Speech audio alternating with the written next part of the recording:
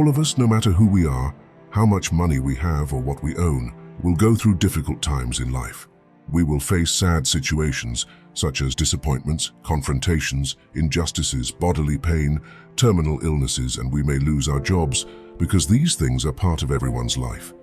In addition, one day we will all lose people we love and face death. But how can we maintain our mental strength in the midst of all these problems in life? Even though we know that these things can be frightening and we tend not to think about them, but not facing them doesn't make them go away or diminish them. In fact, it leaves us defenseless, weak, and completely unprotected when faced with difficult situations. Stoicism proposes a different way of dealing with this, suggesting that we can strengthen ourselves and be prepared in advance to face these challenging moments.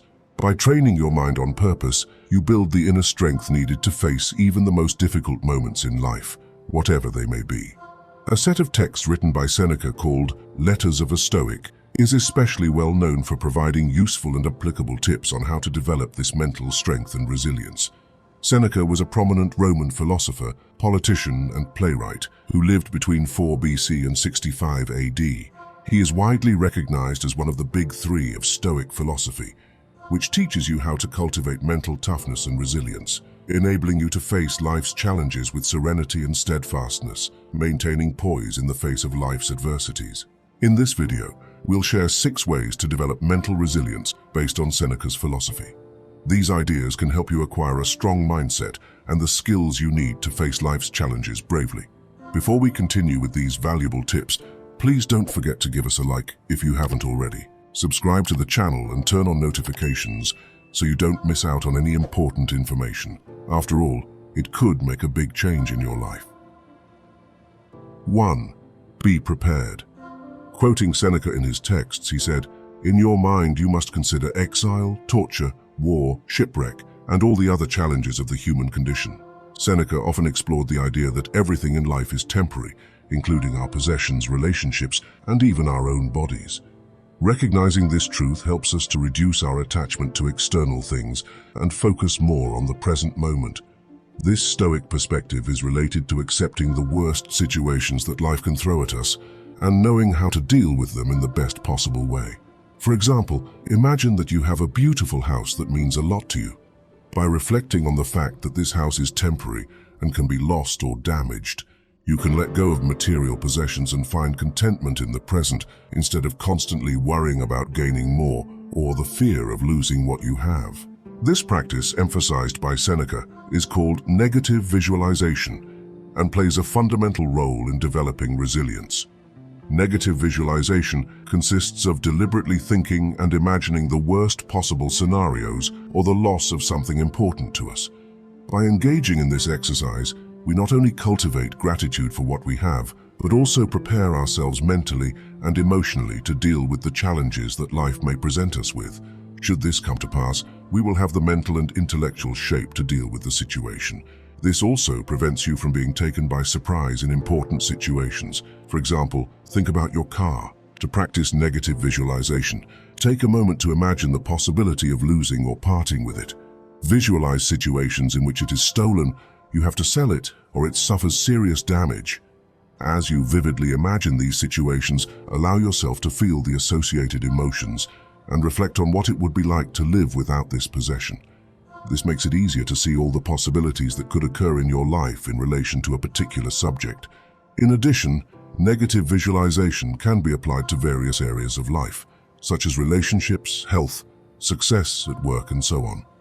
By dedicating just 5 to 10 minutes every morning to pondering these challenging situations, you can incorporate this practice into your daily routine.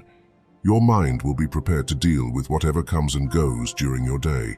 You can also use negative visualization to face the reality of your own mortality.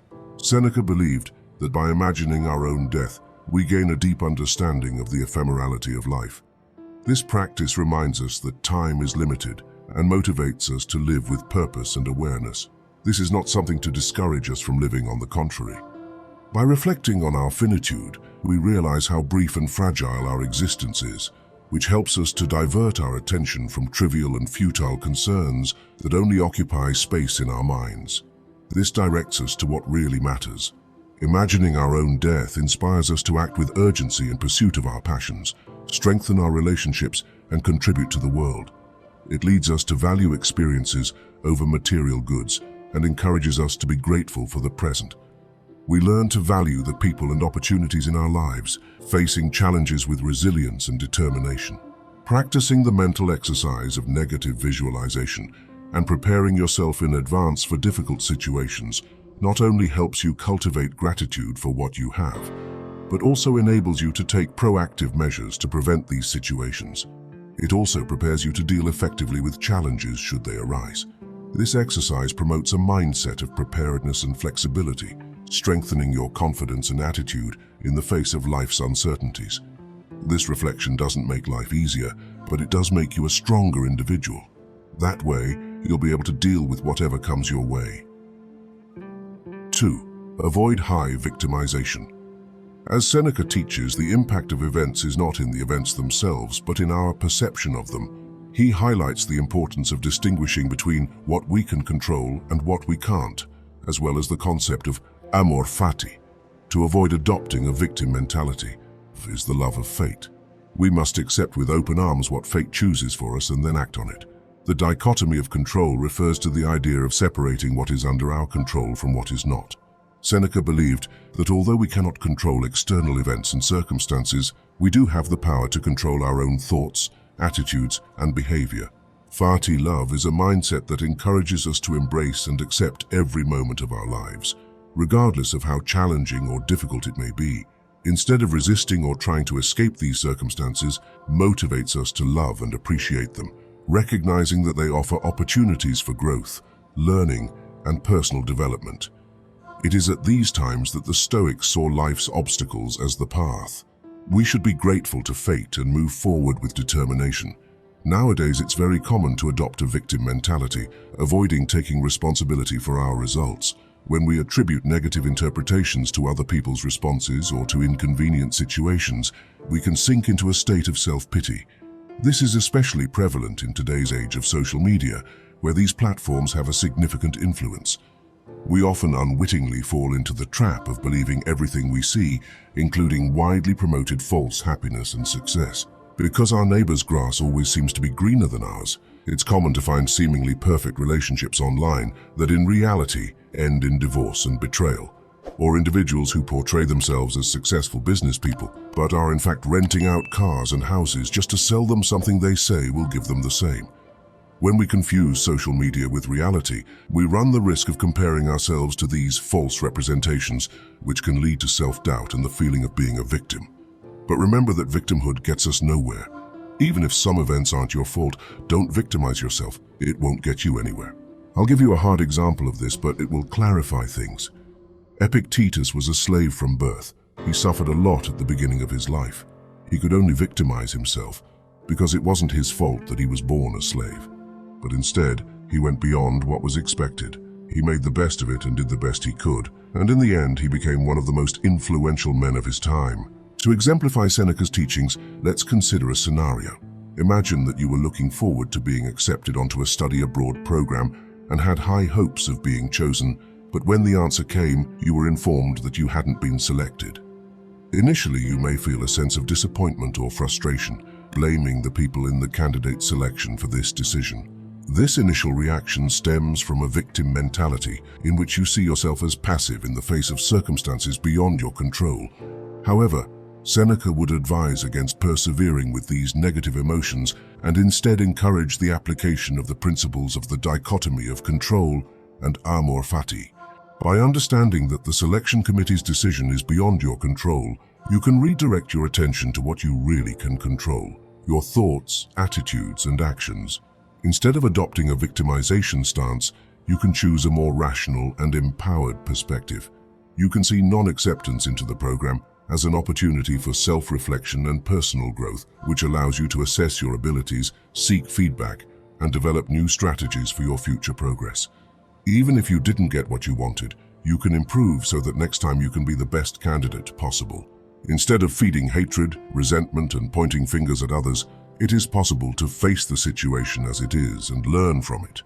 By focusing on our own development, applying the principles of the dichotomy of control, and embracing the concept of fati love, Seneca believed that we can escape the role of victims in the face of external circumstances. We can transform our mindset of passivity and self-pity into empowerment and resilience. He knew that in such situations, complaints would not change the situation. Seneca's teachings remind us that our inner responses and attitudes are under our control, and by accepting and valuing every aspect of our destiny, we can find strength and meaning, even when we face challenges.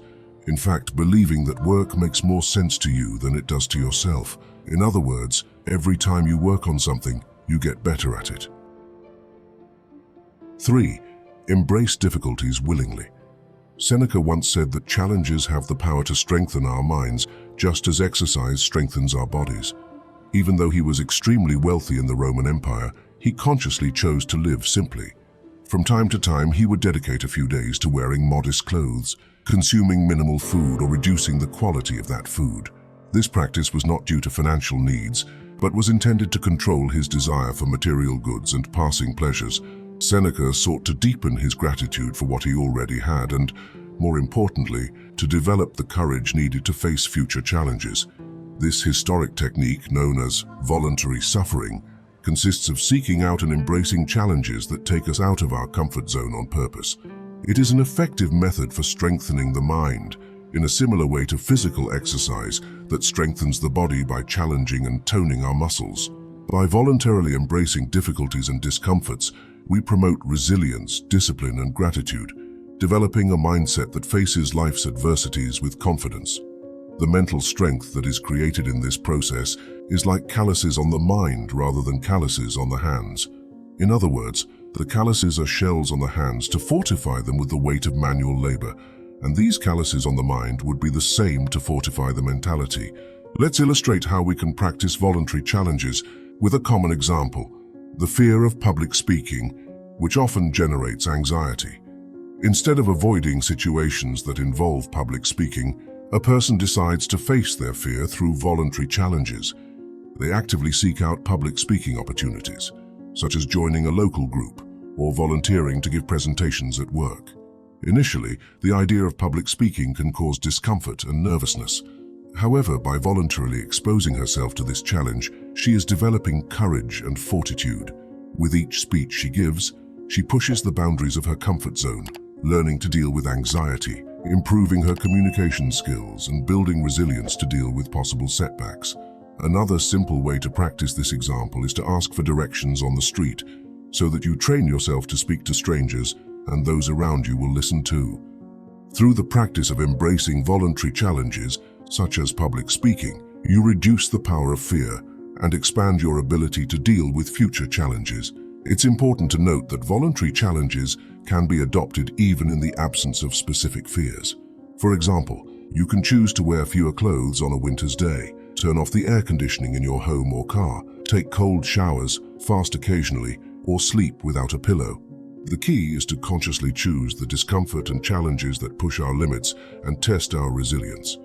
By deliberately choosing to face these challenges and discomforts, we perform a mental exercise that strengthens our resilience, discipline, and appreciation for the abundance we possess. Through the active practice of voluntary challenges, we prepare our minds and bodies for unforeseen and challenging situations, realizing that many things that previously caused us fear are not as frightening as we thought. In the words of Seneca, take a little food, wear your worst clothes, get away from the comfort of your home and bed. Put yourself face to face with want, he said. You'll ask yourself, is this what I used to dread? 4. Spend time in solitude. Seneca advises, retreat into yourself whenever possible. He stresses the importance of spending time alone as a means of mental strengthening, the process of being able to think without external noise influencing us. He believed that by getting away from external distractions and seeking solitude, people can dedicate themselves to introspection, self-reflection, and personal growth. It is in solitude that we have the chance to confront our thoughts, emotions, and internal challenges, promoting self-knowledge and clarity. His vision was to think, internalize, and then come to a conclusion. To practice solitude, you can regularly set aside time for yourself. This can involve activities that encourage introspection and self-reflection, such as keeping a journal or simply taking long walks in nature. By deliberately disconnecting from the noise and demands of the outside world, people can create a space for deep thought, self-discovery, and self-development. Meditation can also be a great form of voluntary solitude, which will help you focus on yourself and can reflect on your attitudes. Let's consider an example.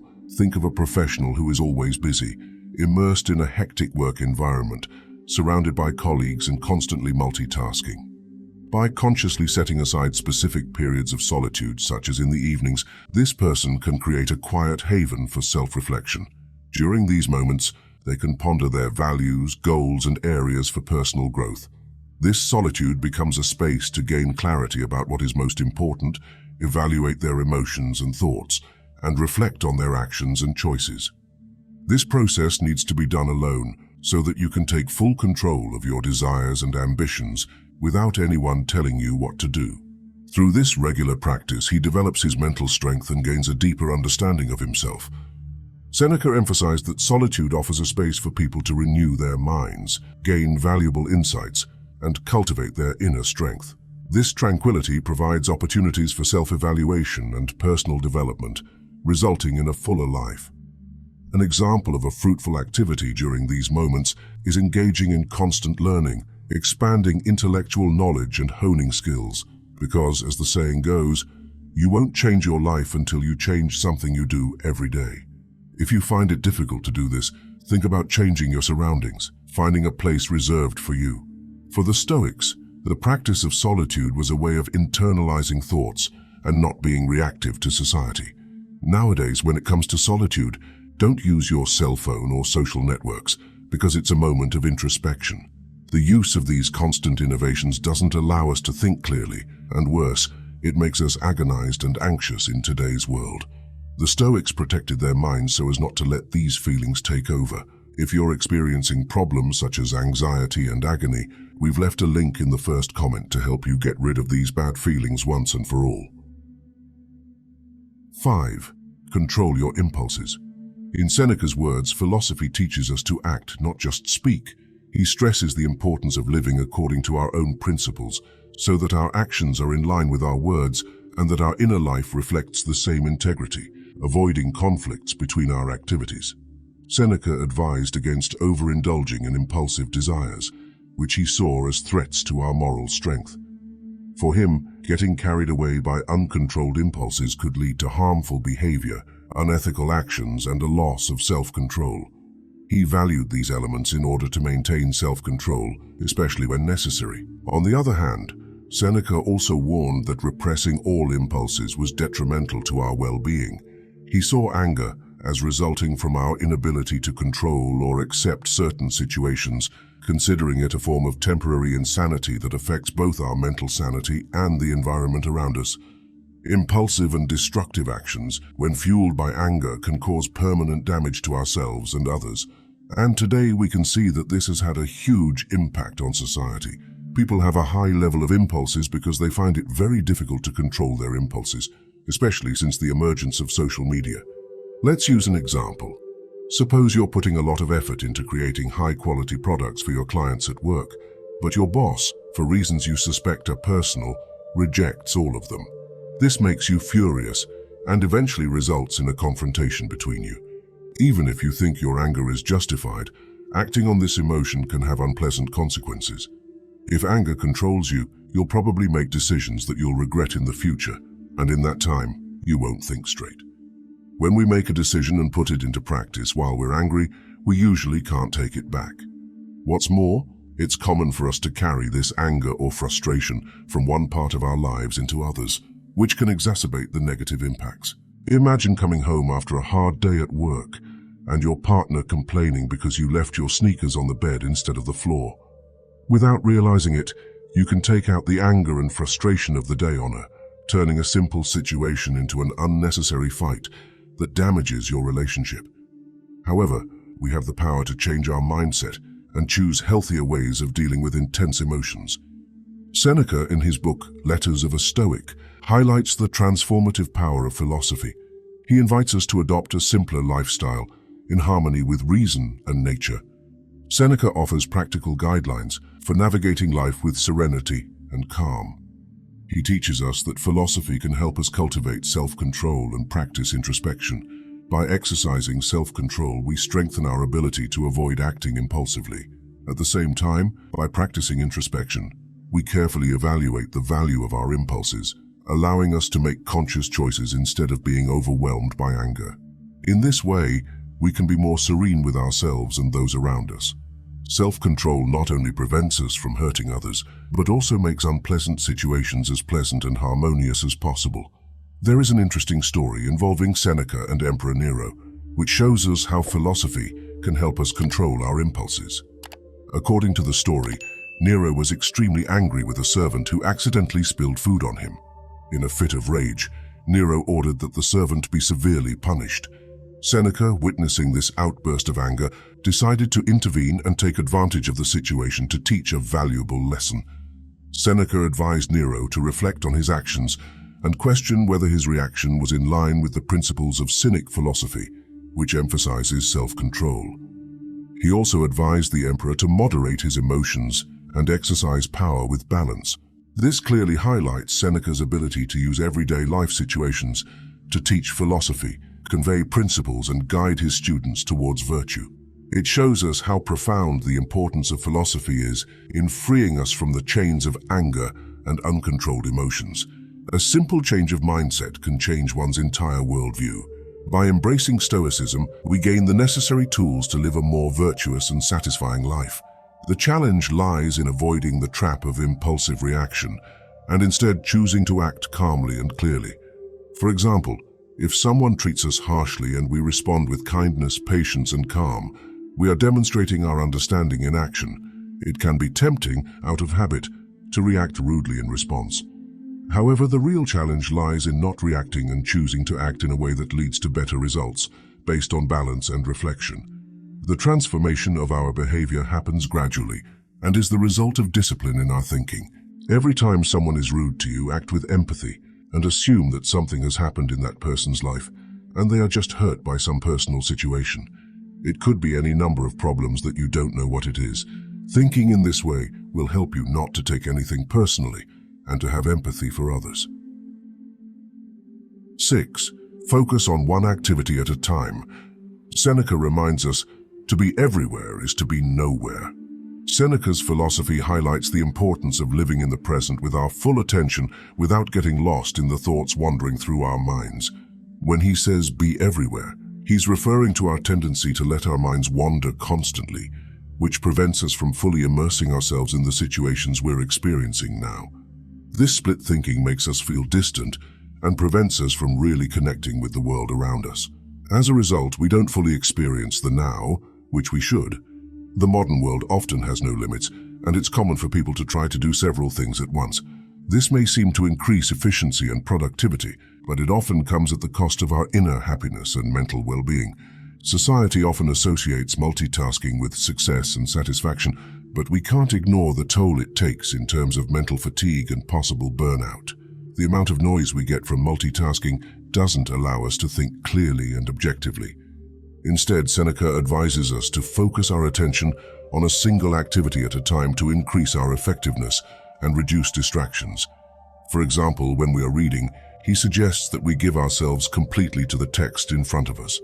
By immersing ourselves in the words on the page and eliminating any distractions, we can gain a deeper understanding and experience the true satisfaction of reading. Your concentration will help make this experience better and more enjoyable.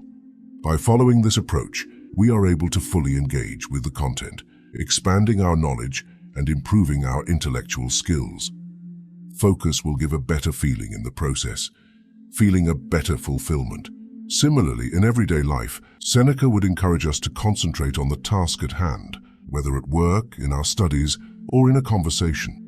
By directing our full attention to each activity, we can achieve greater quality, productivity, and satisfaction.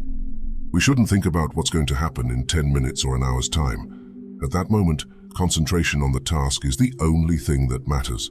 This intentional approach helps us avoid the dangers of multitasking and dispersing our attention, enabling significant progress and excellence in our actions.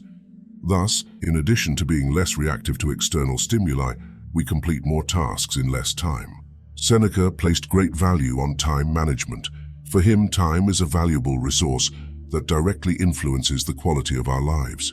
Of all our currencies, time is the only one that doesn't come back. Therefore, concentrating on one task at a time is an effective way to make the most of your time. Seneca knew that trying to do several things at once leads to a lack of efficiency and productivity, leaving the mind scattered and unfocused. Imagine that you have an hour to organize your home before leaving for an appointment. You start tidying up, but soon you're distracted by watching a video on Instagram, remembering an important work email that needs to be sent urgently, and notices you need to reply to from your work. You also have to clean your cat's litter box. When you look at the clock, time has run out. You find yourself with 4 tasks started, but none of them completed. And you need to leave so as not to be late for an appointment. When we allow ourselves to be pulled in different directions, our ability to be fully present is impaired. For this reason, Seneca encourages us to organize our thoughts and direct our attention to the current task.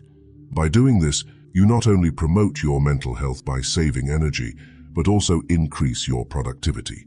This results in a more efficient use of time and helps to strengthen your mind against distractions. By adopting this principle, we cultivate greater focus and a deeper connection with the present moment. This is the mindset that Zen monks have been trained in. They meditate so that they can help themselves to have the necessary focus on what they are doing. So when they start an activity, they start with the intention of finishing it before thinking about anything else. But to maintain this focus, you need to know how to control your emotions in any situation. The Stoics had 7 secrets on how to do this. Click on the video on the screen and watch it now.